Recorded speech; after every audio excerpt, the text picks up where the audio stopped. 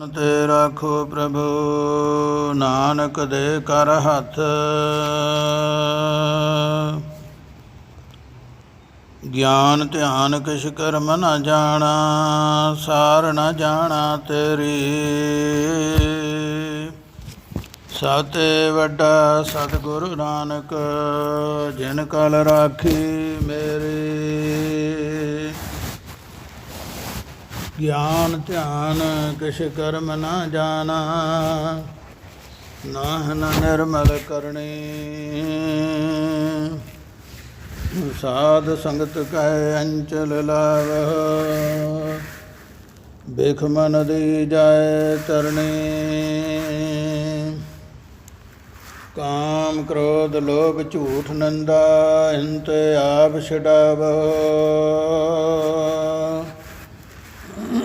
ਭੀਤਰ ਤੇ ਇਨਕੋ ਡਰਹੁ,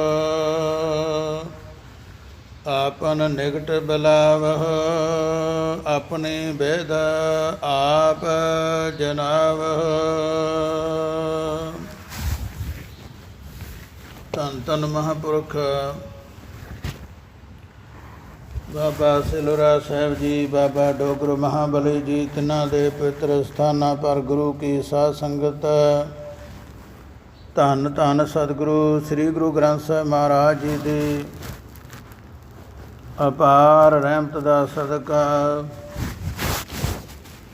ਜੋ ਅੰਮ੍ਰਿਤ ਵੇਲੇ ਪਵਿੱਤਰ ਗੁਰਬਾਣੀ ਦੀ ਬਖਸ਼ਿਸ਼ ਹੁੰਦੀ ਹੈ। ਗੁਰੂ ਪਿਆਰੇ ਸਾਧ ਸੰਗਤ, ਇਸ ਵਾਸਤੇ ਕੁਝ ਲਾਹਾ ਲੈਣ ਵਾਸਤੇ ਆਓ। ਮਹਾਰਾਜ ਦੇ ਚਰਨਾਂ ਵਿੱਚ ਆ ਕੇ ਹਾਜ਼ਰੀ ਲਵਾ ਕੇ ਦਰਸ਼ਨ ਦਿਦਾਰੇ ਕਰਕੇ ਸਮਾਂ ਸਫਲ ਕਰਨ ਦਾ ਯਤਨ ਕਰੀਏ। ਇਸ ਤੋਂ ਪਹਿਲਾਂ ਨਿਮਾਣੇ ਨਤਾਣੇ ਅਣਜਾਣ ਜੀਵ ਦੀ ਹਾਜ਼ਰੀ ਪ੍ਰਵਾਨ ਕਰਨੀ। ਵਾਹਿਗੁਰੂ ਜੀ ਕਾ ਖਾਲਸਾ, ਵਾਹਿਗੁਰੂ ਜੀ ਕੀ ਫਤਿਹ। ਸਨਮਾਨਯੋਗ ਗੁਰੂ ਪਿਆਰੇ ਸਾਧ ਸੰਗਤ, ਕੁਝ ਸਮੇਂ ਤੋਂ ਚੱਲ ਰਹੀ ਲਗਾਤਾਰ ਗੁਰਬਾਣੀ ਦੀ ਵਿਚਾਰ ਅਨੁਸਾਰ ਜੋ ਅੱਜ ਦਾ ਫਰਮਾਨ ਹੈ, ਪੰਨਾ 900 ਸ੍ਰੀ ਗੁਰੂ ਗ੍ਰੰਥ ਸਾਹਿਬ ਜੀ ਮਹਾਰਾਜ ਜੀ ਦਾ ਰਾਮ ਕਲੀ ਮਹੱਲਾ ਪੰਜਵਾਂ।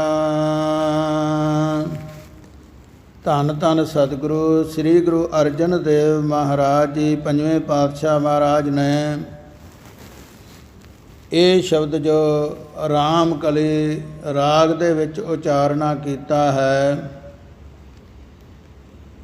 ਅਤੇ ਸਨਮਾਨਯੋਗ ਸਾਧ ਸੰਗਤ, ਸਤਿਗੁਰੂ ਜੀ ਕਿਰਪਾ ਕਰਦੇ ਹਨ, ਜੋ ਪਹਿਲੀਆਂ ਤੁਕਾਂ ਦੇ ਵਿੱਚ ਹੀ ਮੁੱਖ ਭਾਵ ਦੱਸਣਾ ਕੀਤਾ ਹੈ ਕਿ ਭਾਈ ਜੋ ਕੁਝ ਹੋਇਆ ਹੈ ਉਹ ਪਰਮੇਸ਼ਰ ਦੀ ਆਗਿਆ ਅਨੁਸਾਰ ਹੀ ਹੋਇਆ ਹੈ। ਜੋ ਹੋ ਰਿਹਾ ਹੈ ਉਹਦੇ ਹੁਕਮ ਵਿੱਚ ਹੀ ਹੋ ਰਿਹਾ ਹੈ।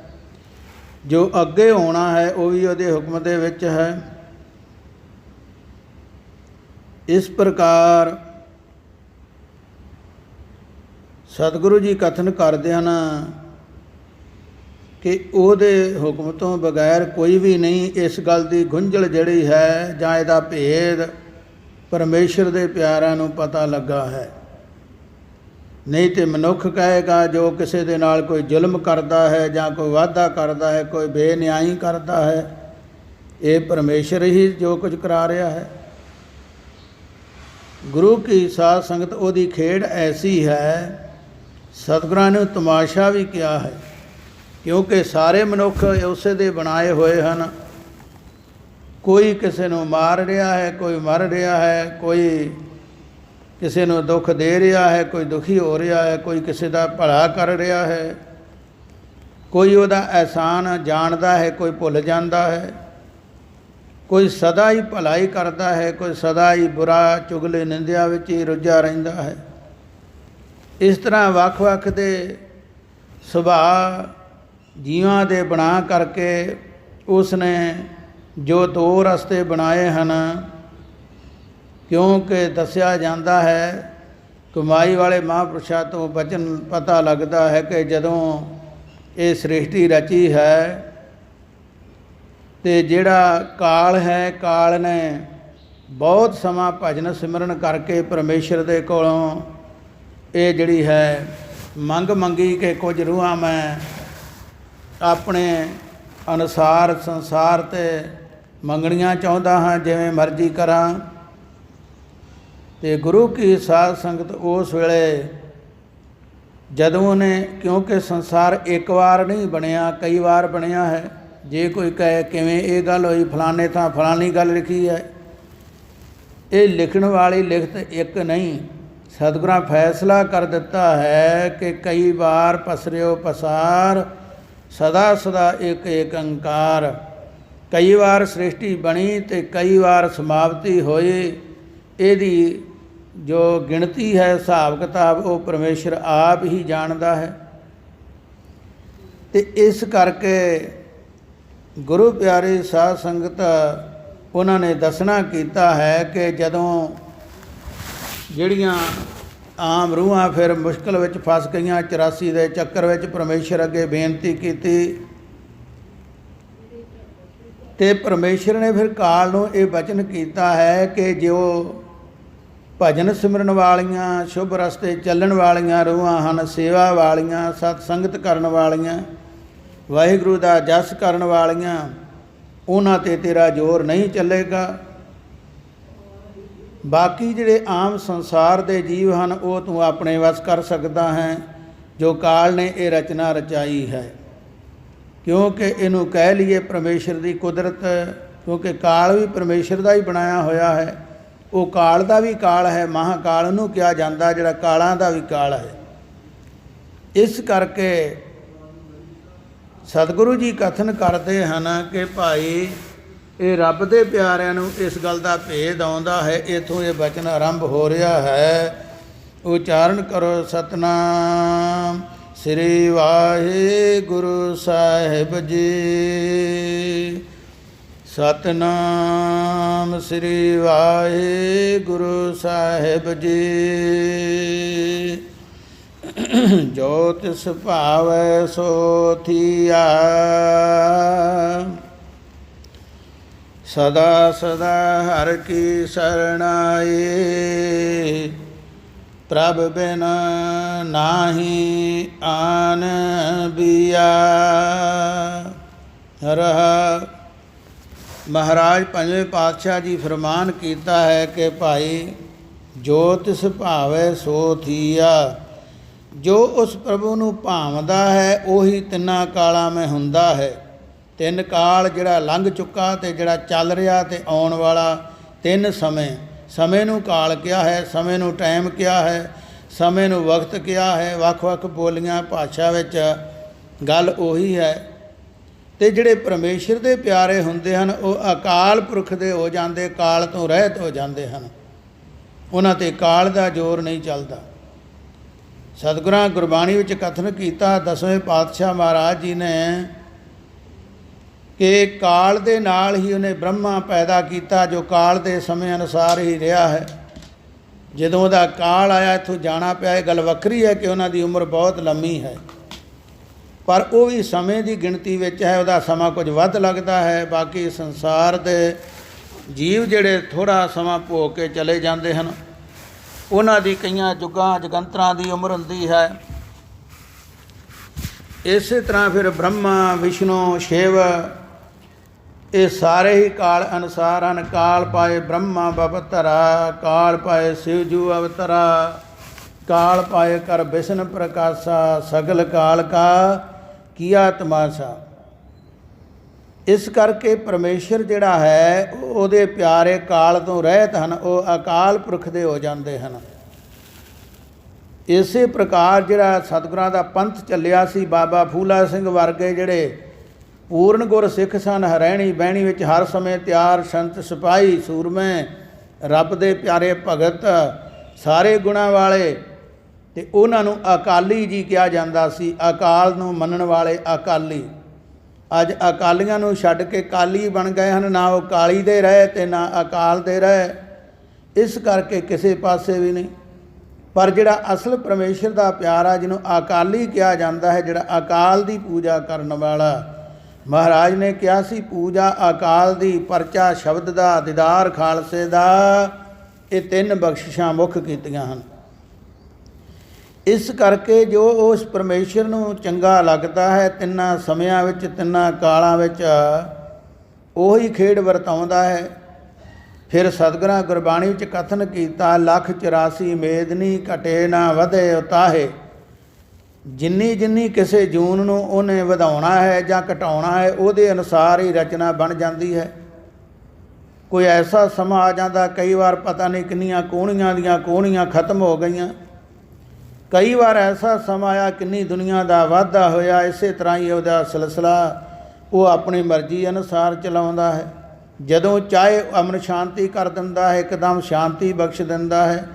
ਜਿਵੇਂ ਇੱਕ ਪਰਿਵਾਰ ਦੇ ਵਿੱਚ ਕਿੰਨੇ ਜੀਅ ਰਹਿੰਦੇ ਹਨ, ਪਹਿਲਾਂ ਇੱਕ ਦੂਜੇ ਤੋਂ ਬਿਨਾਂ ਪਾਣੀ ਪੀ ਕੇ ਵੀ ਖੁਸ਼ ਨਹੀਂ, ਅਤੇ ਜਦੋਂ ਐਸਾ ਸਮਾਂ ਆ ਜਾਂਦਾ ਇੱਕ ਦੂਜੇ ਨੂੰ ਵੇਖਣਾ ਨਹੀਂ ਚਾਹੁੰਦੇ। ਜਿਹੜੇ ਘਰਾਂ ਦੇ ਵਿੱਚ ਇੱਕ ਦੂਜੇ ਨਾਲ ਸਾਂਝੇ ਰਸਤੇ ਰੱਖੇ ਸਨ, ਕੋਈ ਪਰਦਾ ਨਹੀਂ ਸੀ, ਉਹ ਫਿਰ ਝਰੋਖੇ ਬਾਰੀਆਂ ਵੀ ਖਿੜਕੀਆਂ ਵੀ ਬੰਦ ਕਰ ਲੈਂਦੇ ਕਿ ਇੱਕ ਦੂਜੇ ਦੇ ਮੱਥੇ ਨਾ ਲੱਗਣਾ ਪਵੇ। ਇਸ ਕਰਕੇ ਇਹ ਸਮੇਂ ਦਾ ਜਿਹੜਾ ਹੈ ਹਿਸਾਬ ਚੱਲਦਾ ਹੈ। ਸੰਜੋਗ ਵਿਜੋਗ ਦੋਏ ਕਾਰ ਚਲਾਵੇ, ਲੇਖੇ ਆਵੇ ਭਾਗ, ਉਹ ਪਰਮੇਸ਼ਰ ਦੀ ਐਸੀ ਰਚਨਾ ਹੈ। ਅਤੇ ਸਤਿਗੁਰੂ ਜੀ ਕਥਨ ਕਰਦੇ ਹਨ, ਸਦਾ ਸਦਾ ਹਰ ਕੀ ਸਰਣਾਈ, ਪ੍ਰਭ ਬਿਨ ਨਾਹੀ ਆਨ ਬਿਆਰ। ਗੁਰਮੁਖ ਜਿਹੜੇ ਹਰ ਵੇਲੇ ਗੁਰੂ ਨੂੰ ਮੁੱਖ ਰੱਖਣ ਵਾਲੇ, ਆਪਣਾ ਮੁੱਖ ਸਦਾ ਹੀ ਗੁਰੂ ਵਾਲੇ ਰੱਖਦੇ ਹਨ। ਮਹਾਰਾਜਾ ਰਣਜੀਤ ਸਿੰਘ ਸ਼ੇਰੇ ਪੰਜਾਬ, ਵੱਡਾ ਪੰਜਾਬ ਦਾ ਮਹਾਰਾਜਾ ਕਿਹਾ ਜਾਂਦਾ ਹੈ, ਦੱਸਦੇ ਹਨ ਕਿ ਉਹਨੇ ਆਪਣੀ ਜਿਹੜੀ ਕੁਰਸੀ ਐਸੇ ਤਰੀਕੇ ਦੀ ਬਣਵਾਈ ਸੀ ਕਿ ਜਿੱਥੇ ਵੀ ਬੈਠਦਾ ਸੀ ਕੁਰਸੀ ਘੁੰਮ ਕੇ ਅਤੇ ਉਹਦਾ ਮੂੰਹ ਹਰਿਮੰਦਰ ਸਾਹਿਬ ਵੱਲੇ ਹੋ ਜਾਂਦਾ ਸੀ। ਚਾਰਨ ਕਰੋ ਸ੍ਰੀ ਵਾਹਿਗੁਰੂ, ਕਿ ਹਰ ਵੇਲੇ ਸਤਿਗੁਰੂ ਗੁਰੂ ਰਾਮਦਾਸ ਮਹਾਰਾਜ ਜੀ ਵੱਲੇ ਧਿਆਨ ਰੱਖਣਾ। ਇਸ ਕਰਕੇ ਜਿਹੜਾ ਸਦਾ ਹੀ ਗੁਰੂ ਨੂੰ ਮੁੱਖ ਰੱਖ ਕੇ ਕੋਈ ਵੀ ਕੰਮ ਕਰਦਾ ਹੈ, ਹਰ ਵੇਲੇ ਉਹਨੂੰ ਸਾਹਮਣੇ ਜਾਣਦਾ ਹੈ, ਉਹਨੂੰ ਗੁਰਮੁਖ ਕਿਹਾ ਜਾਂਦਾ ਹੈ, ਉਹਨੂੰ ਸਨਮੁਖ ਕਿਹਾ ਜਾਂਦਾ ਹੈ। ਅਤੇ ਸਤਿਗੁਰਾਂ ਦੱਸਿਆ ਕਿ ਗੁਰਮੁਖ ਜਨ ਐਸੇ ਲੋਕ ਸਦਾ ਸਦਾ ਉਹ ਹਰ ਥਾਂ 'ਤੇ ਜਿਹੜਾ ਵਸਿਆ ਉਸ ਹਰੀ ਦੀ ਸ਼ਰਨ ਵਿੱਚ ਰਹਿੰਦੇ ਹਨ, ਉਹਦੇ ਤੋਂ ਬਿਨਾਂ ਇੱਕ ਪਲ ਵੀ ਉਹਨਾਂ ਦਾ ਜਿਉਣਾ ਨਹੀਂ। ਅਤੇ ਇਸ ਤਰ੍ਹਾਂ ਨਿਸ਼ਚੇ ਕਰਦੇ ਹਨ, ਉਹਨਾਂ ਨੂੰ ਇਹ ਸਦਾ ਹੀ ਯਕੀਨ ਹੈ, ਪ੍ਰਤੀਤ ਹੈ ਕਿ ਜੋ ਕੁਝ ਹੁੰਦਾ ਹੈ ਮੇਰਾ ਮਾਲਕ ਹੀ ਕਰ ਸਕਦਾ ਹੈ। ਉਹ ਕਿਸੇ ਦਾ ਵਿਰੋਧ ਨਹੀਂ ਕਰਦੇ, ਭਾਵੇਂ ਕੋਈ ਉਹਦਾ ਕੋਈ ਨੁਕਸਾਨ ਵੀ ਕਰ ਜਾਵੇ। ਅਸੀਂ ਕਹਿੰਦੇ ਫਲਾਣੇ ਮੇਰੇ ਨਾਲ ਮਾੜਾ ਕਰ ਦਿੱਤਾ, ਫਲਾਣੇ ਕੁਝ ਕਰ ਦਿੱਤਾ, ਉਹ ਕਹਿੰਦੇ ਕੀਤਾ ਕਿਛੂ ਨਾ ਹੋਵੀ, ਲਿਖਿਆ ਧੁਰ ਸੰਜੋਗ, ਵਡ ਭਾਗੀ ਮੇਰਾ ਪ੍ਰਭ ਮਿਲੇ ਤਾਂ ਉਤਰੇ ਸਭ ਵਿਯੋਗ। ਕਹਿੰਦੇ ਵੱਡੇ ਭਾਗਾਂ ਨਾਲ ਪਰਮੇਸ਼ਰ ਮਿਲ ਜਾਵੇ ਅਤੇ ਇਹਨਾਂ ਗੱਲਾਂ ਦਾ ਫਿਰ ਪਤਾ ਲੱਗਦਾ ਕੋਈ ਕਿਸੇ ਨਾਲ ਕੁਝ ਨਹੀਂ ਕਰ ਸਕਦਾ ਜੇ ਉਹਦੀ ਕਿਰਪਾ ਹੋਵੇ, ਜੇ ਉਹਦੀ ਕਰੋਪੀ ਹੋਵੇ। ਅਤੇ ਸਤਿਗੁਰੂ ਜੀ ਕਥਨ ਕਰਦੇ, ਇੱਕ ਸੱਜਣ ਸਭ ਸੱਜਣਾ, ਇੱਕ ਵੈਰੀ ਸਭ ਵਾਦ। ਜੇ ਇੱਕ ਪਰਮੇਸ਼ਰ ਸੱਜਣ ਬਣ ਗਿਆ ਤੇ ਸਾਰੇ ਸੱਜਣ ਹੋ ਗਏ, ਜੇ ਇੱਕ ਨਾਲੋਂ ਟੁੱਟ ਗਏ ਤੇ ਇਹ ਪਤਾ ਨਹੀਂ ਸਾਰੀ ਦੁਨੀਆ ਹੀ ਉਲਟ ਹੋ ਜਾਵੇ। ਸਿਆਣਿਆਂ ਦਾ ਕਥਨ ਹੈ, ਡਾਢੇ ਅੱਖਾਂ ਫੇਰੀਆਂ ਤੇ ਵੈਰੀ ਕੁੱਲ ਜਹਾਨ। ਤੇ ਜੇ ਉਹਦੀ ਕਿਰਪਾ ਹੋ ਗਈ ਤੇ ਫਿਰ ਸਤਿਗੁਰੂ ਜੀ ਕਥਨ ਕਰਦੇ, ਨਾ ਕੋ ਬੈਰੀ ਨਹੀਂ ਬਗਾਨਾ, ਸਗਲ ਸੰਗ ਹਮ ਕਉ ਬਣਾਈ। ਉਹ ਦੁਸ਼ਮਣ ਵੀ ਮਿੱਤਰ ਬਣ ਜਾਂਦੇ ਹਨ ਜਦੋਂ ਉਹਦੀ ਮਿਹਰ ਹੁੰਦੀ ਹੈ। ਜਦੋਂ ਕਿਸੇ ਨਾਲ ਪ੍ਰੇਮ ਹੋਵੇ ਉਹਦੇ ਔਗਣ ਚੇਤੇ ਨਹੀਂ ਕਰਦਾ ਕੋਈ, ਉਹਦੇ ਗੁਣ ਚੇਤੇ ਕਰਨ ਲੱਗ ਪੈਂਦਾ ਹੈ, ਉਹਦਾ ਮੇਲ ਹੋ ਜਾਂਦਾ ਹੈ, ਮਿਠਾਸ ਆਉਣ ਕਰਕੇ ਜੁੜਿਆ ਜਾਂਦਾ ਹੈ। ਅਤੇ ਜਦੋਂ ਕਿਸੇ ਦਾ ਕੋਈ ਪਿਛਾਂਹ ਹੁੰਦਾ ਹੈ, ਕਿਸੇ ਕੋਲੋਂ ਉਹ ਵਿਛੜਨਾ ਹੁੰਦਾ ਹੈ, ਉਹਦੇ ਤੋਂ ਕੋਈ ਗੁੱਸੇ ਹੋ ਜਾਂਦਾ ਹੈ ਅਤੇ ਉਹਦੇ ਔਗਣ ਚੇਤੇ ਕਰਦਾ, ਇਹਨੇ ਫਲਾਣਾ ਕੰਮ ਇੱਦਾਂ ਕੀਤਾ, ਇਹਨੇ ਆਹ ਕਿਉਂ ਕੀਤਾ। ਜੇ ਗੁਣਾਂ ਦੀ ਸਾਂਝ ਰਵੇ ਤਾਂ ਸਦਾ ਹੀ ਮਿੱਤਰਤਾ ਬਣੀ ਰਹਿੰਦੀ ਹੈ। ਜਿੱਥੇ ਔਗਣਾਂ ਦੀ ਸਾਂਝ ਬਣ ਜਾਂਦੀ ਹੈ ਉੱਥੇ ਧੜੇਬੰਦੀਆਂ, ਪਾਰਟੀਆਂ, ਵਿਰੋਧਤਾ ਪੈਦਾ ਹੋ ਜਾਂਦੀ ਹੈ। ਅਤੇ ਜੇ ਕੋਈ ਕਿਸੇ ਵਿੱਚ ਵਿਰੋਧਤਾ ਲੱਗਦੀ ਵੀ ਹੈ ਅਤੇ ਉਸ ਵਾਹਿਗੁਰੂ ਗਾੜੀ ਬੇਨਤੀ ਕਰੀਏ ਕਿ ਸਾਰਿਆਂ ਵਿੱਚ ਤੂੰ ਵਸਦਾ ਹੈ, ਇਹਦੇ ਵਸ ਨਹੀਂ।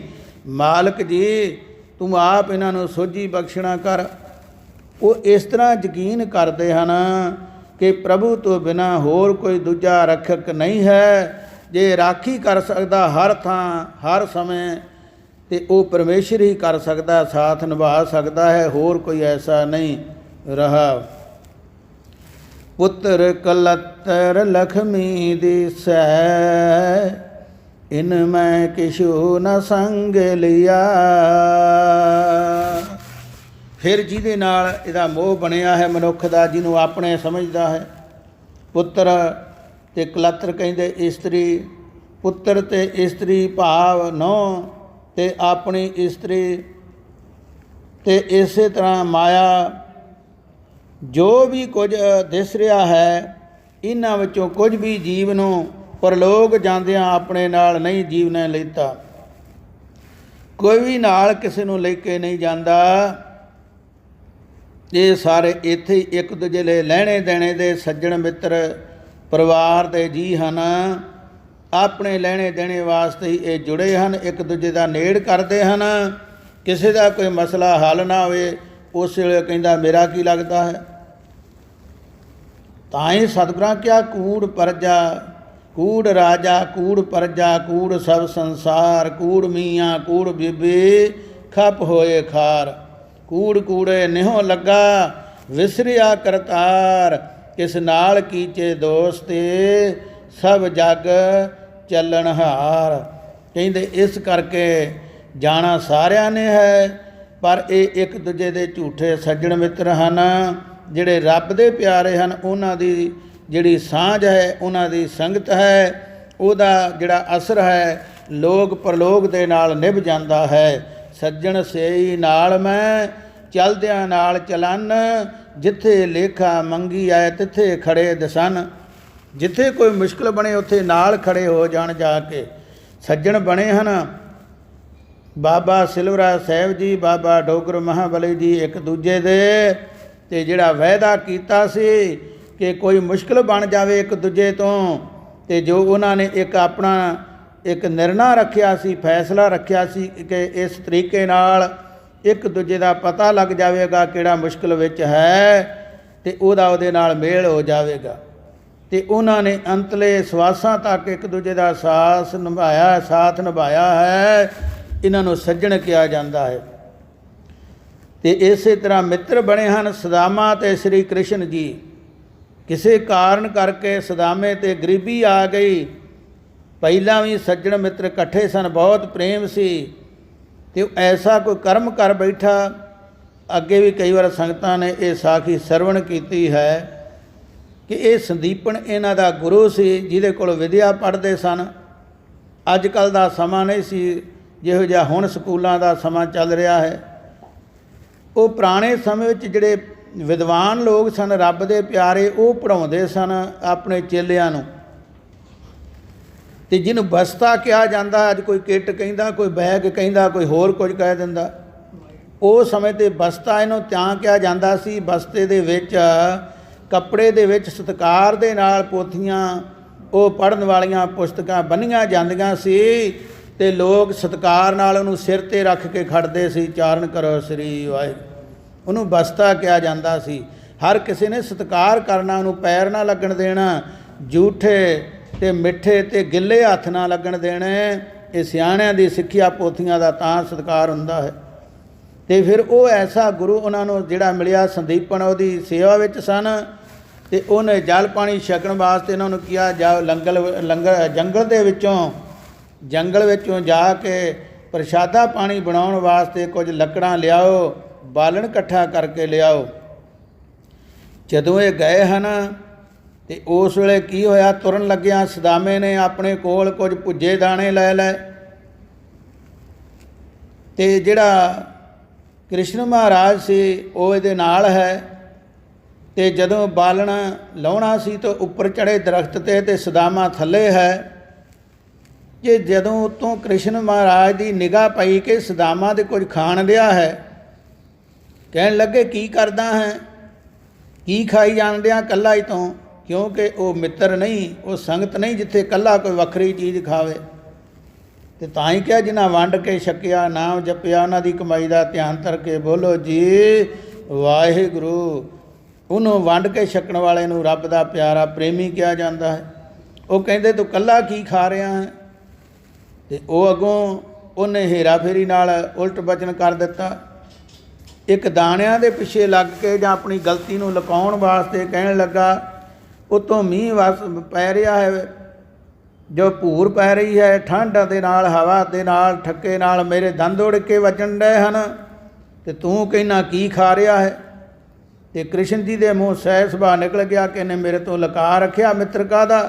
ਕਹਿਣ ਲੱਗੇ ਜਾ ਕੰਗਾਲਾ, ਦਾਣਿਆਂ ਬਦਲੇ ਝੂਠ ਮਾਰਿਆ। ਅਤੇ ਗੁਰੂ ਕੀ ਸਾਧ ਸੰਗਤ ਉਹ ਕੰਗਾਲ ਬਣ ਗਿਆ। ਚਾਰਨ ਕਰੋ ਸ੍ਰੀ ਵਾਹਿਗੁਰੂ।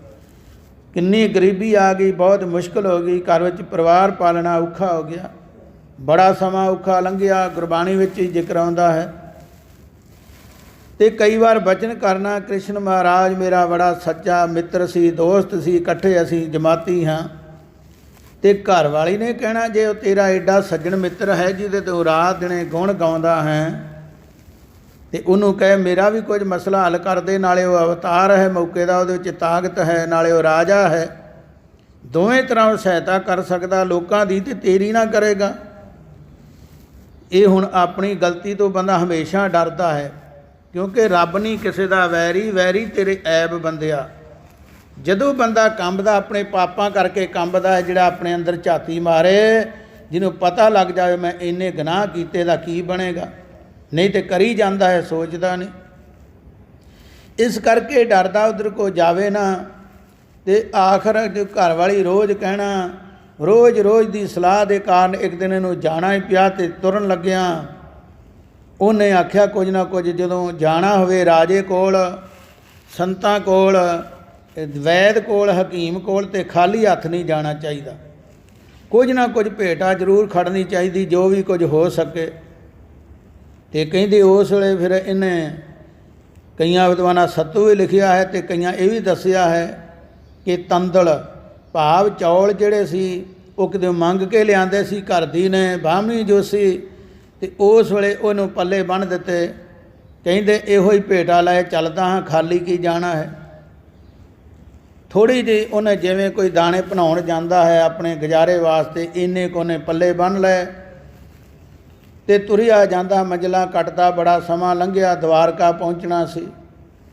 ਜਦੋਂ ਗਿਆ ਹੈ, ਗਰੀਬੀ ਦੀ ਹਾਲਤ, ਪਾਟੇ ਲੀੜੇ ਮੈਲੇ ਕਚੈਲੇ, ਪੈਰਾਂ ਤੋਂ ਨੰਗਾ, ਅਤੇ ਅੱਗੇ ਦਰਸ਼ਨੀ ਡਿਓੜੀ 'ਤੇ ਜਾ ਕੇ ਖਲੋ ਗਿਆ ਕਿ ਪਹਿਰੇਦਾਰ ਖਲੋਤੇ ਹਨ। ਕਹਿਣ ਲੱਗਾ ਮੈਂ ਕ੍ਰਿਸ਼ਨ ਜੀ ਨੂੰ ਮਿਲਣਾ ਹੈ। ਉਹਨਾਂ ਸੋਚਿਆ ਇਹ ਕਿਹੜਾ ਕੋਈ ਮੰਗਤਾ, ਪਤਾ ਨਹੀਂ ਕੌਣ ਹੈ ਕੌਣ ਨਹੀਂ।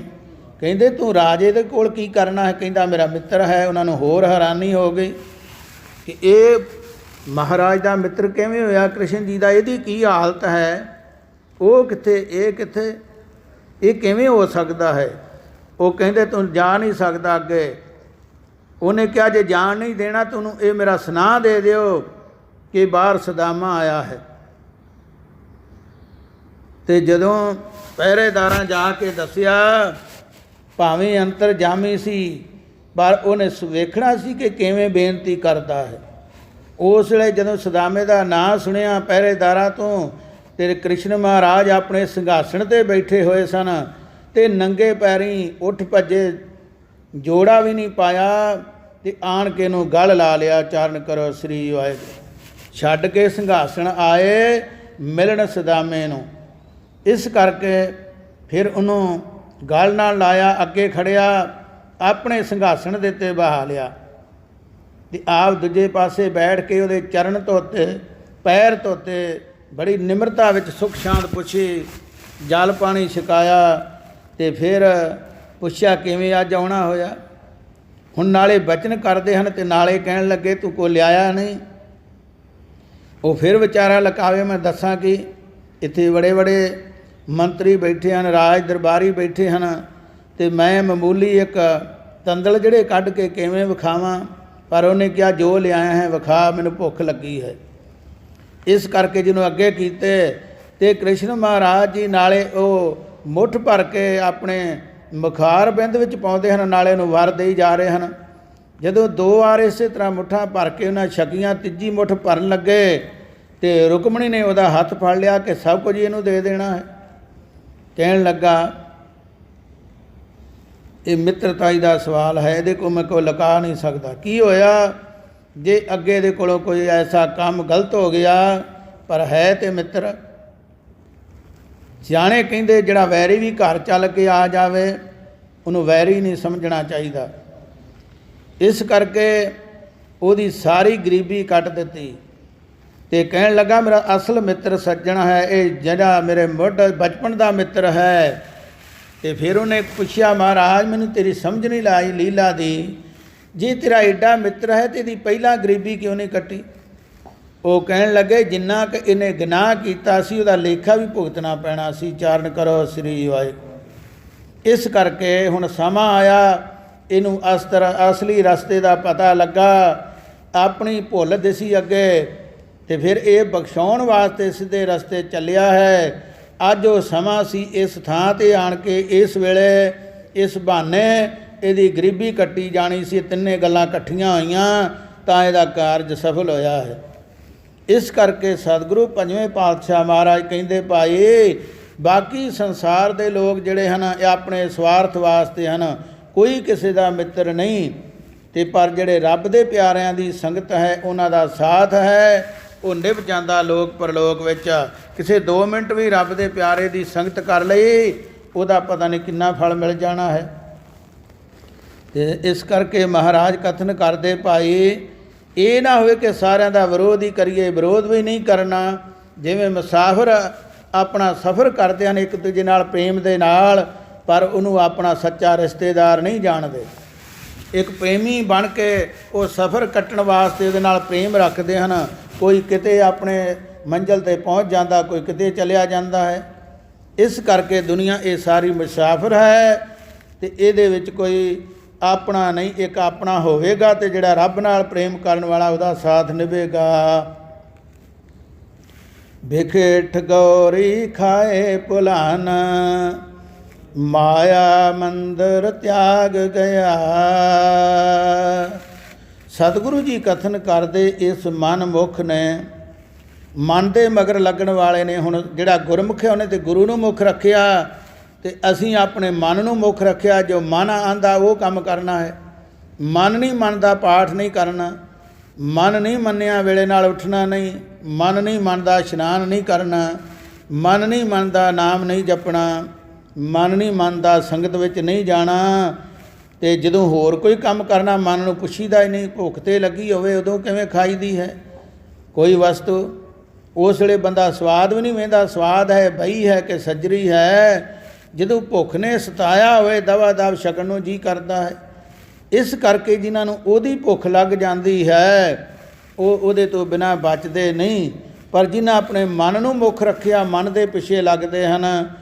ਅਤੇ ਉਹਨਾਂ ਦਾ ਅਤੇ ਦੂਜਿਆਂ ਦਾ ਫਰਕ, ਗੁਰਮੁਖਾਂ ਨੇ ਮਨ ਨੂੰ ਆਪਣੇ ਮਗਰ ਲਾਇਆ ਹੈ ਅਤੇ ਅਸੀਂ ਮਨ ਦੇ ਪਿੱਛੇ ਲੱਗਦੇ ਹਾਂ। ਅਤੇ ਸਤਿਗੁਰੂ ਜੀ ਇਸ ਕਰਕੇ ਸਾਡੀ ਹਾਲਤ ਦੱਸਦੇ, ਇਸ ਮਨਮੁਖ ਨੇ ਵਿਸ਼ਿਆਂ ਰੂਪੀ ਠੱਗ ਬੂਟੀ ਖਾ ਕੇ ਪਰਮੇਸ਼ਰ ਨੂੰ ਭੁਲਾ ਦਿੱਤਾ ਹੈ। ਜਿਹੜੀ ਆ ਦੁਨੀਆ ਦੀ ਧਨ ਦੌਲਤ, ਮਸ਼ੀਨਰੀ, ਕੋਠੀਆਂ, ਐਸ਼ ਪ੍ਰਸਤੀ, ਹੋਰ ਸੁੱਖ, ਇਹ ਠੱਗ ਬੂਟੀ ਹੈ। ਜਿਵੇਂ ਕੋਈ ਠੱਗ ਕਿਸੇ ਨੂੰ ਬੂਟੀ ਸੰਘਾ ਕੇ, ਬੂਟੀ ਖਵਾ ਕੇ ਪਾਗਲ ਕਰ ਦਿੰਦੇ ਹਨ ਅਤੇ ਉਹਦਾ ਜਿਹੜਾ ਕੋਈ ਮਾਇਆ, ਕੋਈ ਖਜ਼ਾਨਾ ਲੈ ਜਾਂਦੇ ਹਨ। ਇਸੇ ਤਰ੍ਹਾਂ ਵਿਸ਼ੇ ਵਿਕਾਰ ਸਾਨੂੰ ਪਾਗਲ ਕਰਕੇ ਸ਼ੁਭ ਗੁਣ ਲੁੱਟ ਲੈਂਦੇ ਹਨ। ਅੱਗੇ ਵੀ ਕਈ ਵਾਰ ਬਚਨ ਆਇਆ ਹੈ, ਪੰਜੇ ਮਿਰਗ ਪੰਜੇ ਮਰਗਾਈਆਂ, ਹਟਿਆ ਨਹੀਂ ਹਟਦੇ ਮੋੜਿਆ ਨਹੀਂ ਮੁੜਦੇ, ਰਾਖਾ ਮਗਰ ਪੁਕਾਰੇ ਭਜਨ ਬਿਨ ਮਿਰਗਾਂ ਨੇ, ਮਿਰਗਾਂ ਖੇਤ ਉਜਾੜੇ ਭਜਨ ਬਿਨ ਮਿਰਗਾਂ ਨੇ। ਇਸ ਕਰਕੇ ਸਤਿਗੁਰੂ ਜੀ ਕਹਿੰਦੇ ਇਹਨੇ ਵਾਹਿਗੁਰੂ ਨੂੰ ਭੁਲਾ ਦਿੱਤਾ ਹੈ ਇੱਧਰ ਲੱਗ ਕੇ, ਅਤੇ ਅੰਤ ਨੂੰ ਚਲਦਿਆਂ ਮਾਇਆ ਅਤੇ ਪੱਕੇ ਮੰਦਰਾਂ ਨੂੰ ਛੱਡ ਕੇ ਚਲਾ ਗਿਆ ਹੈ, ਕੁਝ ਵੀ ਨਾਲ ਨਹੀਂ ਗਿਆ। ਅਤੇ ਸਤਿਗੁਰੂ ਜੀ ਕਥਨ ਕਰਦੇ ਜੇ ਜਾਣ ਲੱਗਿਆ ਮੰਦਰਾਂ ਵਿੱਚ ਫਿਰ ਇਹਦਾ ਧਿਆਨ ਰਹਿ ਗਿਆ ਅਤੇ ਪ੍ਰੇਤ ਬਣੇਗਾ। ਜੇ ਮਾਇਆ ਵਿੱਚ ਧਿਆਨ ਰਹਿ ਗਿਆ ਤਾਂ ਇਹਨੂੰ ਸੱਪ ਦੀ ਜੂਨ ਵਿੱਚ ਇੱਕ ਵਾਰ ਜ਼ਰੂਰ ਜਾਣਾ ਪਵੇਗਾ। ਇਸੇ ਤਰ੍ਹਾਂ ਜੇ ਆਪਣੇ ਪਰਿਵਾਰ ਦੇ ਵਿੱਚ ਬੱਚਿਆਂ ਵਿੱਚ ਮਨ ਚਲਿਆ ਗਿਆ ਤਾਂ ਫਿਰ ਵੇਸਵਾ ਬਣੇਗਾ।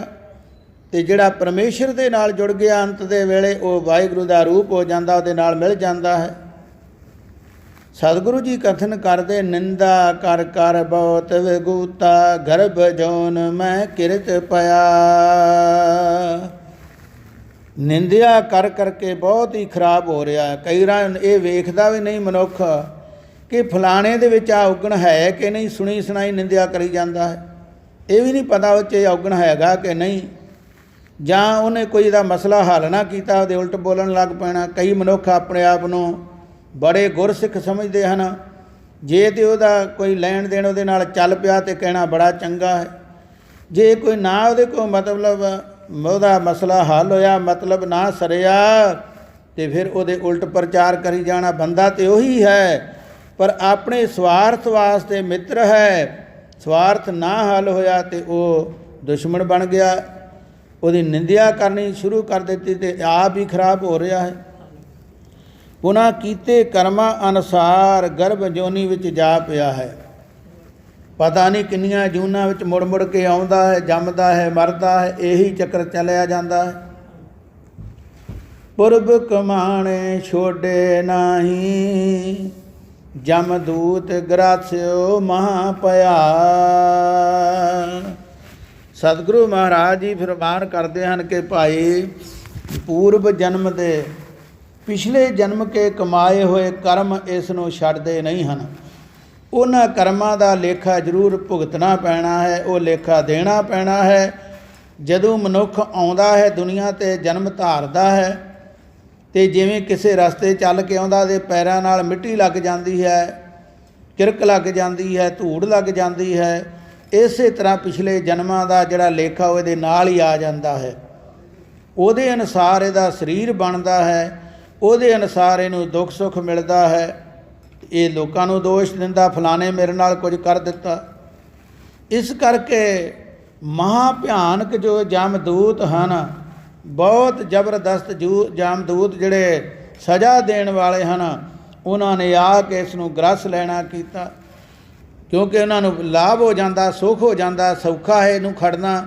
ਜਦੋਂ ਦੂਜੇ ਪਾਸੇ ਮਨ ਲੱਗ ਗਿਆ ਤੇ ਇਸ ਕਰਕੇ ਉਹਨਾਂ ਨੂੰ ਕੋਈ ਕਹਿ ਨਹੀਂ ਸਕਦਾ ਨੇ ਕਿਉਂ ਲੈ ਕੇ ਚੱਲੇ ਹੋ। ਤੇ ਜੇ ਰੱਬ ਦਾ ਪਿਆਰਾ ਹੋਵੇ ਤੇ ਉਹਦੇ ਤੇ ਉਹਨਾਂ ਦਾ ਜ਼ੋਰ ਨਹੀਂ ਚੱਲਦਾ। ਸੁਣ ਕੇ ਜਮ ਕੇ ਦੂਤ ਨਾਏ ਤੇਰਾ ਛੱਡ ਜਾਏ। ਜਿੱਥੇ ਨਾਮ ਜਪਣ ਵਾਲਾ ਉਹ ਰਸਤਾ ਜਮ ਛੱਡ ਜਾਂਦਾ, ਪਾਸੇ ਹੋ ਜਾਂਦਾ ਕਿ ਰੱਬ ਦਾ ਪਿਆਰਾ ਆ ਗਿਆ, ਮੈਂ ਇਹਦੇ ਲਾਗੇ ਨਹੀਂ ਜਾਣਾ। ਸਤਿਗੁਰੂ ਜੀ ਕਥਨ ਕਰਦੇ ਇਸ ਕਰਕੇ ਜੇ ਉਹਦੇ ਤੋਂ ਭੁੱਲ ਗਿਆ ਤੇ ਜਮਾਂ ਨੂੰ ਖੜਨਾ ਸੌਖਾ ਹੈ। ਬੋਲੇ ਝੂਠ ਕਮਾਵੇ ਅਵਰਾ, ਤ੍ਰਿਸ਼ਨ ਨਾ ਬੂਝੈ ਬਹੁਤ ਹਇਆ। ਝੂਠ ਬੋਲਦਾ ਹੈ ਪੈਰ ਪੈਰ 'ਤੇ, ਬਹੁਤ ਝੂਠ ਬੋਲਦਾ ਹੈ। ਆਪਣੇ ਝੂਠ ਨੂੰ ਲੁਕਾਉਣ ਵਾਸਤੇ ਫਿਰ ਝੂਠ ਬੋਲੀ ਜਾਂਦਾ ਹੈ ਕਿ ਮੇਰਾ ਝੂਠ ਲੁਕ ਜਾਵੇ। ਇੱਕ ਝੂਠ ਬੋਲਿਆ ਉਹਨੂੰ ਲੁਕਾਉਣ ਵਾਸਤੇ 100 ਵਾਰ ਝੂਠ ਬੋਲ ਗਏ ਤੇ ਝੂਠ ਫਿਰ ਵੀ ਲੁਕਦਾ ਨਹੀਂ, ਝੂਠ ਹੀ ਰਹਿੰਦਾ ਹੈ। ਇਸ ਕਰਕੇ ਇਹ ਕਹਿੰਦਾ ਮੇਰਾ ਛੇਤੀ ਮਸਲਾ ਹੱਲ ਹੋ ਜਾਵੇ, ਮੈਨੂੰ ਬਹੁਤਾ ਲਾਭ ਹੋ ਜਾਵੇ, ਪੈਰ ਪੈਰ 'ਤੇ ਝੂਠ ਬੋਲ ਦਿੰਦਾ। ਅੱਜ ਹੀ ਕੋਈ ਕਹਿ ਦੇਵੇ ਤੈਨੂੰ ਫਲਾਣੀ ਸਹੂਲਤ ਮਿਲਣੀ ਸਰਕਾਰ ਵੱਲੋਂ, ਭਾਵੇਂ ਕਿੰਨੀ ਆਮਦਨ ਹੈ, ਉੱਥੇ ਜਾ ਕੇ ਕਹੇਗਾ ਮੇਰਾ ਹੈ ਹੀ ਕੁਝ ਨਹੀਂ। ਤੇ ਜੋ ਪਰਮੇਸ਼ਰ ਨੇ ਦਿੱਤਾ ਸਾਰਾ ਹੀ ਇੱਕ ਪਾਸੇ ਕਰ ਦਿੱਤਾ। ਤੇ ਇਸ ਕਰਕੇ ਝੂਠੀਆਂ ਪਦਾਰਥਾਂ ਪਿੱਛੇ ਝੂਠਾ ਹੋ ਜਾਂਦਾ ਹੈ, ਹੋਰ ਸੰਸਾਰਕ ਕਰਮਾਂ ਨੂੰ ਕਮਾਉਂਦਾ ਹੈ। ਜੋ ਆਮ ਲੋਕ ਰੀਤੀਆਂ ਰਿਵਾਜ ਕਰਦੇ ਹਨ ਉਹ ਕਰੀ ਜਾਂਦਾ, ਜੋ ਗੁਰੂ ਨੇ ਦੱਸਿਆ ਉਹ ਕਰਦਾ ਨਹੀਂ। ਇਸ ਕਰਕੇ ਪਦਾਰਥਾਂ ਦੀ ਤ੍ਰਿਸ਼ਨਾ ਬੁਝਦੀ ਨਹੀਂ ਹੈ। ਬਹੁਤ ਵਾਰੀ ਹੱਥ ਹੁੰਦਾ ਹੈ, ਭਾਵ ਜੰਮਦਾ ਹੈ, ਮਰਦਾ ਹੈ, ਮਰਦਾ ਹੈ, ਜੰਮਦਾ ਹੈ। ਇਹ ਸਿਲਸਿਲਾ ਪਤਾ ਨਹੀਂ ਕਿੰਨਾ ਸਮਾਂ ਚੱਲਦਾ ਰਹਿੰਦਾ ਹੈ। ਤੇ ਸਤਿਗੁਰੂ ਜੀ ਕਥਨ ਕਰਦੇ ਹਨ ਫਿਰ ਝੂਠ ਬੋਲਦਾ ਇਵੇਂ ਹੈ ਕਿ ਆਪਣੇ ਝੂਠ ਨੂੰ ਲੁਕਾਉਣ ਵਾਸਤੇ ਕਈਆਂ ਗੱਲਾਂ 'ਚ ਲੋਕਾਂ ਨੂੰ ਵੀ ਮਗਰ ਲਾਉਂਦਾ ਹੈ ਕਿ ਰਸਮ ਰਿਵਾਜ ਜਾਂ ਕੋਈ ਹੋਰ ਕਿਸੇ ਤਰ੍ਹਾਂ ਦੀ ਮਰਜ਼ਾਦਾ ਕਿ ਇਹ ਵੀ ਇਹ ਕੰਮ ਕਰ ਲੈਣ, ਮੈਨੂੰ ਕੋਈ ਮਾੜਾ ਨਾ ਕਹੇ। ਕੇਸ ਕਟਾਉਣ ਦੀ ਮਰਜ਼ਾਦਾ ਨਾ ਪਹਿਲਾਂ ਹਿੰਦੂਆਂ ਵਿੱਚ ਸੀ, ਨਾ ਈਸਾਈਆਂ ਵਿੱਚ ਸੀ, ਨਾ ਮੁਸਲਮਾਨਾਂ ਵਿੱਚ ਸੀ, ਨਾ ਸਿੱਖਾਂ ਵਿੱਚ ਸੀ। ਇਸ ਕਰਕੇ ਪੁਰਾਤਨ ਸਮੇਂ ਦੇ ਵਿੱਚ ਬਹੁਤ ਪੁਰਾਣੇ ਸਮੇਂ ਦੀ ਗੱਲ ਹੈ, ਜਦੋਂ ਕੋਈ ਦੋਸ਼ ਹੋ ਜਾਂਦਾ ਸੀ, ਕਿਸੇ ਕੋਲੋਂ ਗਲਤ ਕੰਮ ਹੋ ਜਾਂਦਾ ਸੀ ਤੇ ਉਹਦੇ ਕੇਸ ਕੱਟ ਦਿੱਤੇ ਜਾਂਦੇ ਸਨ। ਕਹਿੰਦੇ ਨਾ ਜਿਉਂਦਿਆਂ ਵਿੱਚ ਤੇ ਨਾ ਮਰਿਆਂ ਵਿੱਚ। ਉਚਾਰਨ ਕਰੋ ਸ੍ਰੀ ਵਾਹਿਗੁਰੂ। ਉਹਨੂੰ ਜਿਉਂਦਾ ਨਹੀਂ ਸੀ ਮੰਨਿਆ ਜਾਂਦਾ, ਕੋਈ ਉਹਦੇ ਨਾਲ ਵਰਤੋਂ ਵਿਹਾਰ ਨਹੀਂ ਸੀ ਕਰਦਾ। ਐਸੇ ਲੋਕ ਫਿਰ ਜਿੱਥੇ ਜਾਂਦੇ ਬਾਹਰ ਕਿਤੇ ਜੰਗਲਾਂ ਦੇ ਵਿੱਚ ਜਾ ਕੇ, ਪਹਾੜਾਂ ਵਿੱਚ ਜਾ ਕੇ ਨਾ ਦਿਨ ਕੱਟਣੇ, ਉੱਥੇ ਕੋਈ ਹੋਰ ਐਸਾ ਮਿਲ ਗਿਆ ਸੀਗੇ ਉਹਦੇ ਨਾਲ ਐਸਾ ਇਹਨਾਂ ਦਾ ਆਪਣਾ ਜਿਹੜਾ ਸੀ ਗਰੁੱਪ ਬਣ ਗਿਆ ਜਿੱਥੋਂ ਕੇਸ ਕੱਟਣ ਦੀ ਆਦਤ ਬਣੀ ਹੈ। ਕ੍ਰਿਸ਼ਨ ਮਹਾਰਾਜ ਵੇਲੇ ਵੀ ਇਤਿਹਾਸ ਦੇ ਵਿੱਚ ਗੱਲ ਆਉਂਦੀ ਹੈ ਕਿ ਰੁਕਮਣੀ ਦਾ ਭਰਾ ਜਿਹੜਾ ਸੀ ਜਦੋਂ ਉਹਨੂੰ ਮਾਰਨ ਲੱਗੇ ਕ੍ਰਿਸ਼ਨ ਜੀ ਜੰਗ ਦੇ ਵਿੱਚ, ਤੇ ਉਸ ਵੇਲੇ ਉਹਦੇ ਮਨ ਦੇ ਵਿੱਚ ਵਿਰਾਗ ਆ ਗਿਆ ਮੇਰਾ ਭਰਾ ਹੈ, ਤੇ ਉਹਨੇ ਤਰਲਾ ਕੀਤਾ ਤੇ ਕ੍ਰਿਸ਼ਨ ਜੀ ਨੇ ਫਿਰ ਕਿਹਾ ਇਹਦੇ ਕੇਸ ਕੱਟ ਕੇ ਥਾਲ ਵਿੱਚ ਪਾ ਕੇ ਇਹਦੇ ਘਰ ਕਲਾ ਦਿਓ, ਤੇ ਇਹਦੇ ਨਾਲ ਕੋਈ ਵਰਤੋਂ ਵਿਹਾਰ ਨਹੀਂ ਰਹੇਗਾ। ਤੇ ਗੁਰੂ ਕੀ ਸਾਧ ਸੰਗਤ ਇਸ ਕਰਕੇ ਈਸਾਈਆਂ ਦੇ ਵਿੱਚ ਜਾਂ ਮੁਸਲਮਾਨਾਂ ਵਿੱਚ ਅੱਜ ਵੀ ਜਿਹੜੇ ਅਸਲ ਉਹਨਾਂ ਨੂੰ ਮੰਨਣ ਵਾਲੇ ਹਨ, ਉਹਨਾਂ ਦੇ ਫਰਜ਼ ਨੂੰ, ਉਹਨਾਂ ਦੇ ਹੁਕਮ ਅਨੁਸਾਰ ਚੱਲਣ ਵਾਲੇ ਉਹ ਕੇਸ ਨਹੀਂ ਕਟਾਉਂਦੇ। ਦੂਜਿਆਂ ਦੇ ਕਈ ਤਰ੍ਹਾਂ ਦੇ ਵੱਖ-ਵੱਖ ਜਿਹੜੇ ਹਨ ਉਹ ਨਿਯਮ ਚੱਲ ਪਏ ਹਨ, ਤੇ ਸਤਿਗੁਰੂ ਜੀ ਕਥਨ ਕਰਦੇ ਇਸ ਕਰਕੇ ਉਹਨਾਂ ਨੂੰ ਲੁਕਾਉਣ ਵਾਸਤੇ ਇਹਨਾਂ ਮਰਜ਼ਾਦਾ ਬਣਾ ਲਈਆਂ। ਕੋਈ ਕਹਿੰਦਾ ਮੈਂ ਮੁੰਡਨ ਕਰਨਾ ਹੈ, ਕੋਈ ਕਹਿੰਦਾ ਜਾਮਤ ਕਰਾਉਣੀ ਹੈ, ਕੋਈ ਕਹਿੰਦਾ ਕੁਛ ਸੁਨਤ ਕਰਾਉਣੀ ਹੈ। ਤੇ ਗੁਰੂ ਨਾਨਕ ਪਾਤਸ਼ਾਹ ਜੀ ਜਿਹਦੇ ਕੋਲ ਵੀ ਗਏ ਉਹਨਾਂ ਨੂੰ ਦੱਸਣਾ ਕੀਤਾ, ਭਾਈ ਇਹ ਸਾਬਤ ਸੂਰਤ ਰੱਬ ਦੀ ਭੰਨੇ ਬੇਈਮਾਨ। ਪਰਮੇਸ਼ਰ ਨੇ ਮਾਨਤ ਦਿੱਤੀ ਸੀ, ਇੱਕ ਜਿਹੜਾ ਸਰੀਰ ਦਿੱਤਾ ਸੀ, ਇਹਨੂੰ ਵੱਢ ਟੁੱਕ ਕੇ ਕੋਈ ਕੁਝ ਬਣਦਾ ਹੈ, ਕੋਈ ਕੁਝ ਬਣਦਾ ਹੈ। ਪਰਮੇਸ਼ਰ ਤੇ ਸਾਰਿਆਂ ਦਾ ਇੱਕੋ ਜਿਹਾ ਸਰੀਰ ਬਣਾ ਕੇ ਘੱਲਦਾ ਹੈ। ਕਹਿੰਦੇ ਨਹੀਂ ਪ੍ਰਤੀਤ, ਤੇ ਸਾਰੇ ਧਰਮਾਂ ਦਾ ਇੱਕ ਇੱਕ ਬੱਚਾ ਲੈ ਕੇ ਇਕੱਠਿਆਂ ਨੂੰ ਇੱਕ ਥਾਂ ਰਹਿਣ ਦਿਓ, ਤੇ ਵੇਖੋ ਸਾਰਿਆਂ ਦੇ ਸਿਰ ਤੇ ਕੇਸ ਹਨ। ਇਸ ਕਰਕੇ ਆਪਣੇ ਇਹ ਗਾਂ ਕੋਈ ਨਾ ਕੋਈ ਐਸੇ ਕਾਰਨ ਬਣ ਕਰਕੇ ਵੱਖ-ਵੱਖ ਨਿਯਮ ਚੱਲ ਪਏ, ਤੇ ਉਹ ਆਪਣੇ ਐਬ ਨੂੰ ਛੁਪਾਉਣ ਵਾਸਤੇ ਉਹ ਮਰਜ਼ਾਦਾ ਬਣਾ ਦਿੱਤੀਆਂ। ਤੇ ਗੁਰੂ ਨਾਨਕ ਦੇ ਘਰ ਵਿੱਚ ਇਹ ਕਿਹਾ ਪਹਿਲਾਂ ਭਾਈ ਆਪਣੇ ਔਗਣਾਂ ਨੂੰ ਲੱਭੋ, ਫਿਰ ਕਿਸੇ ਨੂੰ ਦੱਸਣਾ ਕਰੋ। ਇੱਥੇ ਸੱਚ ਦੀ ਗੱਲ ਹੈ, ਝੂਠ ਦੀ ਨਹੀਂ। ਸਤਿਗੁਰੂ ਜੀ ਕਥਨ ਕਰਦੇ ਇਸ ਕਰਕੇ ਝੂਠ ਬੋਲੇ ਝੂਠ ਕਮਾਵੇ ਅਵਰਾ ਤ੍ਰਿਸ਼ਨ ਨ ਬੂਝੇ ਬਹੁਤ ਹੈ। ਝੂਠ ਬੋਲਦਾ ਸੰਸਾਰਕ ਕਰਮਾਂ ਨੂੰ ਕਰਦਾ ਹੈ, ਕਮਾਉਂਦਾ ਹੈ। ਰੱਖੜੀ ਦਾ ਦਿਹਾੜਾ ਆਉਂਦਾ ਤੇ ਬਹੁਤੇ ਕਈ ਸਿਆਣੇ ਕਹੀ ਜਾਂਦੇ ਜੀ ਗੁਰੂ ਨਾਨਕ ਸਾਹਿਬ ਨੇ ਬੀਬੀ ਨਾਨਕੀ ਤੋਂ ਰੱਖੜੀ ਬਣਾਈ। ਇਹ ਨਹੀਂ ਪਤਾ ਵੀ ਗੁਰੂ ਨਾਨਕ ਸਾਹਿਬ ਤੇ ਆਪ ਕਿਹਾ ਹੈ ਕਿ ਧਾਗਾ ਉਹ ਬੰਨਣਾ ਚਾਹੀਦਾ ਜਿਹੜਾ ਨਾ ਕਦੀ ਟੁੱਟੇ, ਨਾ ਮੈਲਾ ਹੋਵੇ, ਨਾ ਸੜੇ, ਨਾ ਉਹ ਗਲੇ, ਨਾ ਹਵਾ ਡਾਵੇ। ਤੇ ਫਿਰ ਗੁਰੂ ਨਾਨਕ ਪਾਤਸ਼ਾਹ ਜੀ ਫਿਰ ਇਹ ਕੰਮ ਕਰਨਾ ਸੀ, ਤੇ ਬਾਣੀ ਵਿੱਚ ਲਿਖਿਆ ਕਿਉਂ ਇਸ ਤਰ੍ਹਾਂ ਹੋ ਨਹੀਂ ਸਕਦਾ।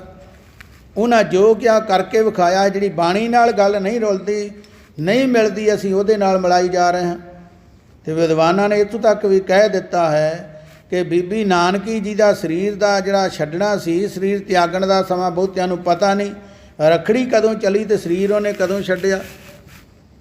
ਇਹ ਤੇ ਜਿਹੜਾ ਪੁਰਾਣੇ ਸਮੇਂ ਦੇ ਵਿੱਚ ਰਾਜਪੂਤਾਂ ਦੇ ਵਿੱਚ ਇੱਕ ਰੀਤ ਸੀ, ਜਦੋਂ ਸੂਰਮਾ ਜੰਗ ਨੂੰ ਚੜ੍ਹਦਾ ਸੀ ਤੇ ਉਹਦੀ ਘਰਵਾਲੀ ਜਿਹੜੀ ਉਹਦੀ ਧਰਮ ਪਤਨੀ ਹੁੰਦੀ ਸੀ, ਪ੍ਰੇਮ ਦੇ ਨਾਲ ਪਰਨ ਕਰਦੀ ਸੀ ਕਿ ਜੇ ਤੂੰ ਘਰ ਆਵੇਂ ਤੇ ਜੰਗ ਜਿੱਤ ਕੇ ਆਵੇਂ, ਭਾਵੇਂ ਸ਼ਹੀਦ ਹੋ ਜਾਵੇਂ, ਦੁਸ਼ਮਣ ਦੇ ਹੱਥ ਨਾ ਆਵੇਂ ਤੇ ਹਾਰ ਕੇ ਨਾ ਆਵੇਂ। ਉਹਨਾਂ ਨੇ ਆਪਣੇ ਮੋਹ ਦੇ ਵਿੱਚ ਇਹ ਜਿਹੜੀ ਰਸਮ ਤੋਰੀ ਸੀ। ਕੋਈ ਰੱਖੜੀ ਦਾ ਤਿਉਹਾਰ ਸਿੱਖਾਂ ਦੇ ਇਤਿਹਾਸ ਨਾਲ ਜੁੜਦਾ ਨਹੀਂ। ਰੱਖੜੀ, ਲੋਹੜੀ ਤੇ ਜਿਹੜੀ ਹੈ ਇਹ ਹੋਲੀ, ਇਹਦੇ ਨਾਲ ਕਿਸੇ ਦਾ ਵੀ ਸੰਬੰਧ ਨਹੀਂ ਸਿੱਖਾਂ ਦੇ ਸਮਾਜ ਵਿੱਚ। ਪਰ ਅਸੀਂ ਫਿਰ ਇਹਨਾਂ ਗੱਲਾਂ ਨੂੰ ਮੁੜ ਮੁੜ ਕਮਾਉਂਦੇ ਹਾਂ ਤੇ ਨਾ ਗੁਰੂ ਦਾ ਲਾਈ ਜਾ ਰਹੇ ਹਾਂ। ਇਸ ਕਰਕੇ ਗੁਰੂ ਕੀ ਸਾਧ ਸੰਗਤ ਜਿਹੜੀ ਗੁਰੂ ਕੀ ਬਾਣੀ ਨਾਲ ਗੱਲ ਰਲਦੀ ਹੈ, ਤੇ ਉਹ ਫਿਰ ਗੁਰੂ ਦੀ ਬਾਣੀ ਗਵਾਹੀ ਦੇਵੇ ਤੇ ਉਲਟ ਕਿਵੇਂ ਮੰਨੀ ਜਾਵੇਗੀ। ਸਤਿਗੁਰੂ ਜੀ ਕਥਨ ਕਰਦੇ ਸੰਸਾਰਕ ਕੰਮਾਂ ਨੂੰ ਕਰਦਾ ਹੈ ਜ਼ਰੂਰ, ਪਰ ਜੋ ਗੁਰੂ ਨੇ ਕਿਹਾ ਉਹਦਾ ਚੇਤਾ ਭੁੱਲ ਜਾਂਦਾ ਹੈ। ਅਸਾਧ ਰੋਗ ਉਪਜਿਆ ਸੰਤ ਦੁਖਨ ਦੇਹ ਬਨਾਸੇ ਮਹਾਖਿਆ। ਫਿਰ ਨਹੀਂ ਮੰਨਦਾ ਤੇ ਕੀ ਹੁੰਦਾ ਹੈ। ਸੰਤਾਂ ਵਿੱਚ ਦੂਸ਼ਣ ਆਰੋਪਣ ਕਰਦਾ ਹੈ, ਫਲਾਣੇ ਸੰਤ ਵਿੱਚ ਆਹ ਨੁਕਸ ਹੈ, ਫਲਾਣੇ ਸੰਤ ਵਿੱਚ ਆਹ ਔਗਣ ਹੈ। ਜਿਹੜੇ ਉਹਦੇ ਵਿੱਚ ਗੁਣ ਉਹ ਤੇ ਕੋਈ ਚੇਤੇ ਨਹੀਂ ਕਰਦਾ। ਰਾਮ ਚੰਦਰ ਜੀ, ਕ੍ਰਿਸ਼ਨ ਜੀ, ਜਿੰਨੇ ਉਹਨਾਂ ਚੰਗੇ ਕੰਮ ਕੀਤੇ ਉਹ ਤੇ ਸਾਰਿਆਂ ਨੂੰ ਚੇਤੇ ਨਹੀਂ। ਕਿੰਨੇ ਕ੍ਰਿਸ਼ਨ ਜੀ ਨੇ ਜਿਹੜੇ ਹਨ ਰਾਖਸ਼ ਮਾਰੇ ਹਨ, ਕਿੰਨੇ ਦੈਂਤ ਮਾਰੇ ਹਨ, ਕਿੰਨੇ ਭਗਤਾਂ ਨੂੰ ਛਡਾਇਆ ਹੈ। ਤੇ ਲੋਕੀ ਕਹਿ ਦਿੰਦੇ ਜੀ ਗੋਪੀਆਂ ਕਿਉਂ ਰੱਖੀਆਂ। ਰਾਮ ਚੰਦਰ ਜੀ ਨੇ ਜੋ ਧਰਮ ਦਾ ਬਚਨ ਨਿਭਾਇਆ ਹੈ, ਬਚਨ ਕਰਕੇ ਉਹਦੇ ਬਚਨ ਨੂੰ ਪਾਲਿਆ ਹੈ, ਜ਼ੁਬਾਨ ਤੋਂ ਬਚਨ ਕਰਕੇ, ਤੇ ਕਿਹਾ ਪ੍ਰਾਣ ਜਾਏ ਪਰ ਵਚਨ ਨਾ ਜਾਈ। ਤੇ ਅਸੀਂ ਉਹਦਾ ਜਿਹੜਾ ਹੋਰ ਕੰਮ ਸਾਰਾ ਹੀ ਧਰਮ ਦਾ ਛੱਡ ਕੇ ਤੇ ਕਹਿ ਦਿੰਦੇ ਇਹ ਜੀ ਸੀਤਾ ਤੋਂ ਲੜਦੇ ਰਹੇ। ਤੇ ਸਤਿਗੁਰੂ ਜੀ ਕਹਿੰਦੇ ਭਾਈ ਕਿਸੇ ਦੇ ਗੁਣ ਵੇਖਿਆ ਕਰੋ, ਔਗਣ ਇਕੱਠੇ ਕਰਾਂਗੇ ਤੇ ਅਸੀਂ ਗੁਨਾਹਗਾਰ ਹਾਂ। ਕਿਸੇ ਦੇ ਗੁਣਾਂ ਦੀ ਸਾਂਝ ਪਾਵਾਂਗੇ, ਗੁਣ ਸਾਡੇ ਵਿੱਚ ਵਧਣਗੇ। ਤੇ ਸਤਿਗੁਰੂ ਜੀ ਕਹਿੰਦੇ ਇਹ ਸੰਤਾਂ ਦਾ ਵੀ ਲਿਹਾਜ਼ ਨਹੀਂ ਕਰਦੇ, ਅਵਤਾਰਾਂ ਦਾ, ਗੁਰੂਆਂ ਦਾ ਲਿਹਾਜ਼ ਨਹੀਂ ਕਰਦੇ ਲੋਕ, ਉਹਨਾਂ 'ਤੇ ਵੀ ਸ਼ੱਕ, ਬਾਣੀ 'ਤੇ ਵੀ ਸ਼ੱਕ। ਮਹਾਰਾਜ ਦੇ ਅੱਗੇ ਬੇਨਤੀ ਕਰੀਏ, ਮਹਾਰਾਜ ਤੇਰੀ ਸ਼ਰਨ ਵਿੱਚ ਆਏ, ਸਾਡੇ ਭਰਮ ਭੁਲੇਖੇ ਦੂਰ ਕਰਕੇ ਸਾਨੂੰ ਆਪਣੇ ਬਣਾ ਲੈ। ਸਾਡੇ ਵੱਸ ਦੀ ਗੱਲ ਨਹੀਂ। ਜੋ ਨਾ ਸਾਧਿਆ ਜਾਵੇ, ਜਿਹਦਾ ਨਾ ਕੋਈ ਇਲਾਜ ਹੋ ਸਕੇ, ਐਸਾ ਅਗਿਆਨ ਰੂਪੀ ਰੋਗ ਉਪਜਿਆ ਹੈ, ਐਸੀ ਬੇਸਮਝੀ ਦਾ ਰੋਗ ਲੱਗ ਗਿਆ ਹੈ। ਤੇ ਇਹ ਮਨੁੱਖ ਜਾ ਕੇ ਉਲਟੇ ਪਾਸੇ ਹਰ ਵੇਲੇ ਕੰਮ ਕਰਦਾ, ਉਲਟਾ। ਮਹਾਂਖਈ ਰੋਗ ਪੈਦਾ ਹੋਣ ਕਰਕੇ ਦੇਹ ਵੀ ਨਾਸ ਹੋ ਗਈ, ਪਰ ਕਿਸੇ ਵਿੱਚ ਦੋਸ਼ ਕੱਢਣੋਂ ਹਟਿਆ ਨਾ। ਜਿਨੇ ਨਵਾਜੇ ਤਿਨਹੀ ਸਾਜੇ, ਆਪੇ ਕੀਨੇ ਸੰਤ ਜਇਆ। ਸਤਿਗੁਰੂ ਮਹਾਰਾਜ ਜੀ ਕਥਨ ਕਰਦੇ, ਪੰਜਵੇਂ ਪਾਤਸ਼ਾਹ ਭਾਈ, ਜਿਸ ਪਰਮੇਸ਼ਰ ਨੇ ਸਾਜਿਆ, ਪਰਮੇਸ਼ਰ ਦੇ ਬਾਰੇ ਜੋ ਗੁਰੂ ਨੇ ਕਿਰਪਾ ਕੀਤੀ, ਆਪ ਨਾਲ ਅੱਗੇ ਵੀ ਸਾਂਝ ਪਾਈ ਸੀ। ਪਰਮ ਤੋਂ ਭਾਵ ਹੁੰਦਾ ਪਵਿੱਤਰ, ਪਰੇ ਤੋਂ ਪਰੇ। ਉਹ ਪਰਮ ਤੇ ਪਰਮੇਸ਼ਰ, ਈਸ਼ਵਰ ਤਾਂ ਕਿਹਾ ਹੈ ਜਿਹਨੇ ਸੰਸਾਰ ਦੀ ਜਦੋਂ ਰਚਨਾ ਕੀਤੀ ਤੇ ਉਹਦਾ ਨਾਂ ਈਸ਼ਵਰ ਤਾਂ ਪਿਆ ਹੈ। ਉਹਨੇ ਕੁਦਰਤ ਬਣਾਈ ਹੈ, ਸੰਸਾਰ ਬਣਾਇਆ ਹੈ, ਉਸ ਸਮੇਂ ਤੋਂ ਉਹਨੂੰ ਈਸ਼ਵਰ ਕਹਿਣ ਲੱਗ ਪਏ, ਕਿਰਤਮ ਨਾਮ ਹੈ। ਅਤੇ ਉਹ ਪਵਿੱਤਰ ਹੋਣ ਕਰਕੇ ਇਹਨੂੰ ਪਰਮੇਸ਼ਰ ਕਿਹਾ ਜਾਂਦਾ ਹੈ। ਉਹ ਪਰਮੇਸ਼ਰ ਭਾਵ ਪਵਿੱਤਰ ਤੋਂ ਪਵਿੱਤਰ ਜਿਹੜੀ ਉਹ ਸ਼ਕਤੀ ਹੈ, ਉਸ ਪਰਮੇਸ਼ਰ ਨੇ ਜਿਹਨੇ ਸਾਜਿਆ ਹੈ, ਭਾਵ ਪੈਦਾ ਕੀਤਾ ਹੈ, ਉਸ ਨੇ ਸ਼ੁਭ ਗੁਣਾਂ ਨਾਲ ਵਡਿਆਇਆ ਹੈ। ਉਸ ਨੇ ਆਪ ਹੀ ਸੰਤਾਂ ਦੇ ਜੈਕਾਰੇ ਕੀਤੇ ਹਨ, ਸੰਤਾਂ ਨੂੰ ਵਡਿਆਈਆਂ ਦਿੱਤੀਆਂ ਹਨ। ਹੁਣ ਇਹ ਉਹਦੀ ਮਰਜ਼ੀ ਹੈ, ਕਈਆਂ ਨੂੰ ਜਿਨ੍ਹਾਂ ਨੂੰ ਮਹਾਰਾਜ ਨੇ ਆਪ ਵਰ ਦਵਾਏ ਹਨ, ਆਪ ਉਹਨਾਂ ਨੂੰ ਬਖਸ਼ਿਸ਼ਾਂ ਕੀਤੀਆਂ ਹਨ, ਉਹਨਾਂ ਦੀ ਜਿਹੜੀ ਵਡਿਆਈ ਕਿਵੇਂ ਘਟ ਸਕਦੀ। ਕਹਿੰਦੇ ਜੀ ਫਲਾਣਾ ਮੱਥੇ ਕਿਉਂ ਟਿਕਾਉਂਦਾ, ਫਲਾਣਾ ਕਿਉਂ ਕਰਦਾ।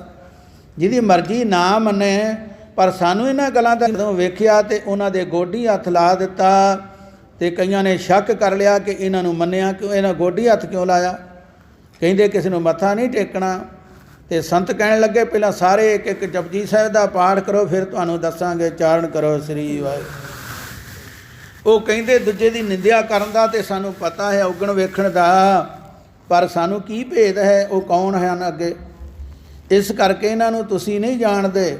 ਜਿਹੜੇ ਰੱਬ ਦੇ ਪਿਆਰੇ ਹਨ ਮਹਾਰਾਜ, ਤੇ ਕਹਿੰਦੇ ਕੋਈ ਪਰਮੇਸ਼ਰ ਦਾ ਪਿਆਰਾ ਮਿਲ ਪਵੇ, ਉਹਦੀ ਗੱਲ ਦੱਸਣ ਵਾਲਾ ਹੋਵੇ, ਉਹਨੂੰ ਆਪਣਾ ਤਨ ਮਨ ਅਰਪਣ ਕਰ ਦਈਏ। ਇਹਨਾਂ ਕਿੰਨੀਆਂ ਦੁਨੀਆ ਨੂੰ ਪਰਮੇਸ਼ਰ ਨਾਲ ਜੋੜਿਆ ਹੈ, ਕਿੰਨਾ ਬਾਣੀ ਦਾ ਪ੍ਰਚਾਰ ਕੀਤਾ ਹੈ, ਕਿੰਨੇ ਰੋਗੀਆਂ ਦਾ ਇਲਾਜ ਕੀਤਾ ਹੈ। ਤੇ ਜਿਹੜੀ ਇਹਨਾਂ ਦੀ ਕਮਾਈ ਤੇ ਵੇਖੀ ਨਹੀਂ, ਕਿੰਨੀ ਇਹਨਾਂ ਦੇ ਅੰਦਰ ਤਾਕਤ ਹੈ, ਤੇ ਅਸੀਂ ਔਗਣ ਕੱਢਣ ਲੱਗ ਪਏ ਹਾਂ। ਇਹ ਉਹਨਾਂ ਦਾ ਬਚਨ ਮੰਨਣਾ ਪਿਆ ਨਾ। ਉਹਨੇ ਪਾਠ ਜਪਜੀ ਸਾਹਿਬ ਦੇ ਕੀਤੇ ਸਿੰਘਾਂ ਨੇ, ਤੇ ਫਿਰ ਉਹਨਾਂ ਦਾ ਗੁਨਾਹ ਜਿਹੜਾ ਸੀ, ਉਹਨਾਂ ਕਿਹਾ ਹੁਣ ਇਹਦੀ ਮਾਫੀ ਮੰਗੋ। ਗੁਰੂ ਕੀ ਸਾਧ ਸੰਗਤ ਅਸੀਂ ਸਾਰਿਆਂ 'ਤੇ ਦੋਸ਼ ਕੱਢ ਦਿੰਦੇ ਹਾਂ, ਫਲਾਣੇ ਆਹ ਕਿਉਂ ਹੋਇਆ। ਇਹ ਆਪੋ ਆਪਣੀ ਅਵਸਥਾ ਹੈ, ਆਪੋ ਆਪਣੀ ਮਰਜ਼ਾਦਾ ਹੈ। ਤੇ ਗੁਰੂ ਕੀ ਸਾਧ ਸੰਗਤ ਅਸੀਂ ਆਪਣੇ ਔਗਣ ਵੇਖਣੇ ਹਨ, ਇਹਨਾਂ ਦੇ ਬਾਰੇ ਬੇਨਤੀ ਕਰਨੀ। ਮਹਾਰਾਜ ਕਿਸੇ ਵੇਲੇ ਕੀ ਵੇਖਣਾ ਹੈ। ਵਾਹਿਗੁਰੂ ਵਾਹਿਗੁਰੂ ਬੋਲ ਮਨਾ ਕਦੇ ਡੋਲੀ ਨਾ, ਆਪਣੇ ਔਗਣ ਫੋਲ ਕਿਸੇ ਦੇ ਫੋਲੀ ਨਾ। ਸੋ ਗੁਰੂ ਕੀ ਸਾਧ ਸੰਗਤ ਅੱਜ ਦੀ ਇਹ ਵਿਚਾਰ ਦੀ ਇੱਥੇ ਵਿਸਰਾਮਤਾ ਹੈ। ਧੰਨ ਗੁਰੂ ਨਾਨਕ ਦੇਵ ਮਹਾਰਾਜ ਜੀ ਇਹ ਸ਼ਬਦ ਇੱਥੇ ਸੰਪੂਰਨ ਕੀਤਾ ਹੈ ਅੰਤਲੀਆਂ ਤੁਕਾਂ ਵਿੱਚ। ਨਾਨਕ ਦਾਸ ਕੰਠ ਲਾਏ ਰਾਖੇ, ਕਰ ਕਿਰਪਾ ਪਾਰ ਬ੍ਰਹਮ ਮਾਇਆ। ਨਾਨਕ ਦਾਸ ਕੰਠ ਲਾਏ ਰਾਖੇ, ਕਰ ਕਿਰਪਾ ਪਾਰ ਬ੍ਰਹਮ ਮਾਇਆ। ਧੰਨ ਗੁਰੂ ਅਰਜਨ ਦੇਵ ਪੰਜਵੇਂ ਪਾਤਸ਼ਾਹ ਮਹਾਰਾਜ ਜੀ ਕਥਨ ਕਰਦੇ ਹਨ, ਦਇਆ ਸਰੂਪ, ਦਇਆ ਦਾ ਰੂਪ, ਕਿਰਪਾ ਦਾ ਰੂਪ ਪਰਮੇਸ਼ਰ ਪਾਰ ਬ੍ਰਹਮ ਨੇ ਕਿਰਪਾ ਦ੍ਰਿਸ਼ਟੀ ਕਰਕੇ, ਮਿਹਰ ਦੀ ਨਜ਼ਰ ਕਰਕੇ ਆਪਣਿਆਂ ਸੇਵਕਾਂ ਦਾਸਾਂ ਨੂੰ ਗਲ ਨਾਲ ਲਗਾ ਕੇ ਰੱਖਿਆ ਹੈ। ਤੇ ਅੱਗੇ ਵੀ ਬਚਨ ਗੁਰੂ ਨਾਨਕ ਪਾਤਸ਼ਾਹ ਜੀ ਦਾ ਆਪ ਜੀ ਨੇ ਸਰਵਣ ਕੀਤਾ ਹੈ। ਤੇ ਕਹਿੰਦੇ ਹਨ ਕਿ ਗੁਰੂ ਅੰਗਦ ਸਾਹਿਬ ਦੇ ਨਾਲ ਬਚਨ ਹੋਇਆ ਸੀ ਕੁਝ ਪ੍ਰੇਮੀਆਂ ਦਾ। ਕਹਿਣ ਲੱਗੇ ਗੁਰੂ ਨਾਨਕ ਪਾਤਸ਼ਾਹ ਜਿੱਥੇ ਵੀ ਗਏ ਹਨ, ਬੜੇ ਬੜੇ ਵਲੀ ਪਕੰਬਰ, ਦੇਵੀ ਦੇਵਤੇ, ਪੀਰ ਫਕੀਰ ਗੁਰੂ ਨਾਨਕ ਅੱਗੇ ਝੁਕੇ ਹਨ। ਤੇ ਭਾਈ ਲਹਿਣਾ ਜੀ ਇਹ ਸਮਝ ਨਹੀਂ ਆਈ ਤੇ ਗੁਰੂ ਨਾਨਕ ਸਾਹਿਬ ਤੁਹਾਡੇ ਅੱਗੇ ਝੁਕ ਗਿਆ ਦਾ ਕਾਰਨ ਕੀ ਬਣਿਆ? ਚਾਰਨ ਕਰੋ ਸ੍ਰੀ ਵਾਹਿਗੁਰੂ। ਜਿਸ ਗੁਰੂ ਨਾਨਕ ਅੱਗੇ ਸਾਰੇ ਝੁਕਦੇ ਰਹੇ, ਉਹ ਧੰਨ ਗੁਰੂ ਨਾਨਕ ਪਾਤਸ਼ਾਹ ਜੀ ਨੇ ਗੁਰੂ ਅੰਗਦ ਸਾਹਿਬ ਦੇ ਅੱਗੇ ਆਪਣਾ ਸੀਸ ਨਵਾ ਕੇ ਤੇ ਆਪਣੀ ਜਿਹੜੀ ਸ਼ਕਤੀ ਸੀ ਉਹਨਾਂ ਦੇ ਅੰਦਰ ਉਹਦੀ ਜੋਤ ਜਗਾ ਦਿੱਤੀ ਤੇ ਉਹਨੂੰ ਅੰਗਦ ਦੇਵ ਬਣਾ ਦਿੱਤਾ ਭਾਈ ਲਹਿਣੇ ਤੋਂ। ਤੇ ਗੁਰੂ ਅੰਗਦ ਸਾਹਿਬ ਨੇ ਫਿਰ ਇਹ ਨਹੀਂ ਕਿਹਾ ਅਸੀਂ ਗੁਰੂ ਬਣ ਗਏ ਜਾਂ ਅਸੀਂ ਤਾਕਤ ਵਾਲੇ ਬਣ ਗਏ ਹਾਂ। ਉਹਨਾਂ ਦੀ ਨਿਮਰਤਾ ਐਸੀ, ਉਹ ਕਹਿਣ ਲੱਗੇ ਭਾਈ ਇਹ ਗੁਰੂ ਦੀ ਤੇ ਗੁਰੂ ਹੀ ਜਾਣਦਾ ਹੈ, ਪਰ ਸਾਨੂੰ ਇਹ ਸੋਝੀ ਹੋਈ ਹੈ ਕਿ ਜਦੋਂ ਬਾਪ ਆਪਣੇ ਬੱਚੇ ਨੂੰ ਲਾਡ ਦੇ ਵਿੱਚ ਉਹਨੂੰ ਚੁੱਕ ਲੈਂਦਾ ਹੈ, ਪ੍ਰੇਮ ਦੇ ਵਿੱਚ ਆਣ ਕੇ ਬੱਚਾ ਭਾਵੇਂ ਕਿੰਨੀ ਗਲਤੀ ਕਰਦਾ ਹੈ, ਉਸ ਵੇਲੇ ਬੱਚਾ ਭਾਵੇਂ ਲਿਬੜਿਆ ਹੋਵੇ, ਕੋਈ ਗਲਤੀ ਕਰ ਰਿਹਾ ਹੋਵੇ, ਉਸ ਨੂੰ ਚੁੱਕ ਕੇ ਲਿਬੜੇ ਤਿਬੜੇ ਨੂੰ ਆਪਣੇ ਗਲ ਨਾਲ ਲਾ ਲੈਂਦਾ ਹੈ, ਉੱਚਾ ਕਰ ਦਿੰਦਾ, ਚਾਰਨ ਕਰੋ ਸ੍ਰੀ ਵਾਹਿਗੁਰੂ। ਤੇ ਜਦੋਂ ਬੱਚੇ ਨੂੰ ਚੁੱਕਦਾ ਹੈ, ਇਹਨੂੰ ਝੁੱਕ ਕੇ ਚੁੱਕਦਾ ਹੈ, ਨੀਵਾਂ ਹੋ ਕੇ ਚੁੱਕਦਾ ਹੈ। ਇਸ ਕਰਕੇ ਮੇਰੇ ਗੁਰੂ ਦੀ ਵਡਿਆਈ ਹੈ ਕਿ ਉਹ ਆਪਣੇ ਸੇਵਕਾਂ ਨੂੰ ਉੱਚੀਆਂ ਕਰ ਦਿੰਦਾ। ਨੀਚਾ ਊਚ ਕਰੇ ਮੇਰਾ ਗੋਬਿੰਦ, ਕਾਹੂ ਤੇ ਨਾ ਡਰੇ, ਉਹ ਪਰਮੇਸ਼ਰ ਦੀ ਮੌਜ ਹੈ। ਇਸ ਕਰਕੇ ਧੰਨ ਗੁਰੂ ਨਾਨਕ ਦੇਵ ਜੀ ਨੇ ਕਿਰਪਾ ਕੀਤੀ। ਗੁਰੂ ਅੰਗਦ ਸਾਹਿਬ ਕਹਿੰਦੇ ਤੇ ਸਾਨੂੰ ਨੇ ਆਪਣੇ ਗਲ ਨਾਲ ਲਾ ਲਿਆ। ਉਹੀ ਬਚਨ ਇੱਥੇ ਪੰਜਵੇਂ ਪਾਤਸ਼ਾਹ ਜੀ ਕਰਦੇ ਹਨ। ਉਹ ਪਰਮੇਸ਼ਰ ਜਦੋਂ ਮਿਹਰ ਵਿੱਚ ਆਉਂਦਾ, ਤਰਸ ਕਰਦਾ ਹੈ ਤੇ ਫਿਰ ਆਪਣੇ ਬਣਾ ਲੈਂਦਾ ਹੈ। ਜਿਹਨੂੰ ਸਿੱਖੀ ਮਿਲ ਜਾਵੇ, ਸਮਝੋ ਕਿ ਅੱਜ ਸਾਡੇ 'ਤੇ ਪਰਮੇਸ਼ਰ ਬੜਾ ਮਿਹਰਬਾਨ ਹੈ, ਸਾਡੇ 'ਤੇ ਉਹਨੇ ਤਰਸ ਕੀਤਾ ਹੈ। ਜੇ ਗੁਰੂ ਨਾਲ ਜੁੜੇ ਰਹੀਏ ਤੇ ਉਹਦੀ ਨਿਗਾਹ ਸਾਡੇ ਵੱਲ ਹੈ, ਸਾਡੇ 'ਤੇ ਕਿਰਪਾ ਹੈ। ਜਿੱਦਣ ਉਹਦੇ ਤੋਂ ਟੁੱਟ ਜਾਈਏ, ਸਮਝੋ ਅੱਜ ਕਰੋਪੀ ਹੈ। ਇਸ ਕਰਕੇ ਮਹਾਰਾਜ ਕਿਰਪਾ ਕਰਨ, ਸਦਾ ਹੀ ਆਪਣੇ ਚਰਨਾਂ ਦਾ ਆਸਰਾ, ਆਪਣੇ ਦਰਸ਼ਨ ਦਿਦਾਰੇ ਬਖਸ਼ਦੇ ਰਹਿਣ, ਆਪਣੇ ਨਾਮ ਦੇ ਨਾਲ ਜੋੜ ਕੇ ਰੱਖਣ। ਗੁਰੂ ਪਿਆਰੀ ਸਾਧ ਸੰਗਤ, ਇੰਨੀਆਂ ਹੀ ਬੇਨਤੀਆਂ ਕਰਨ ਤੋਂ ਉਪਰੰਤ ਮੂਰਖ ਪਾਪੀ ਕੂਕਰ ਜੀਵ ਆਜ ਜੀ ਤੋਂ ਖਿਮਾ ਦਾ ਜਾਚਕ ਹੈ। ਇੰਨੇ ਸਮੇਂ ਵਿੱਚ ਇਹਨਾਂ ਕੁਝ ਕਹਿੰਦਿਆਂ ਹੋਇਆਂ ਬੇਅੰਤ ਭੁੱਲਾਂ ਚੁੱਕਾਂ ਹੋਈਆਂ। ਗੁਰੂ ਕੀ ਸਾਧ ਸੰਗਤ ਮਹਾਂਪੁਰਖ ਸਤਿਗੁਰੂ ਬਖਸ਼ਣ ਯੋਗ ਹੋ। ਔਗਣਾਂ ਨੂੰ ਨਾ ਚਤਾਰਨਾ, ਸਤਿਗੁਰੂ ਕਿਰਪਾ ਕਰਨ।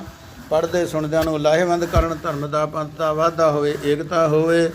ਨਾਨਕ ਨਾਮ ਚੜ੍ਹਦੀ ਕਲਾ, ਤੇਰੇ ਭਾਣੇ ਸਰਬੱਤ ਦਾ ਭਲਾ। ਜੋ ਬੋਲੇ ਸੋ ਨਿਹਾਲ। ਸਤਿ ਸ੍ਰੀ ਅਕਾਲ।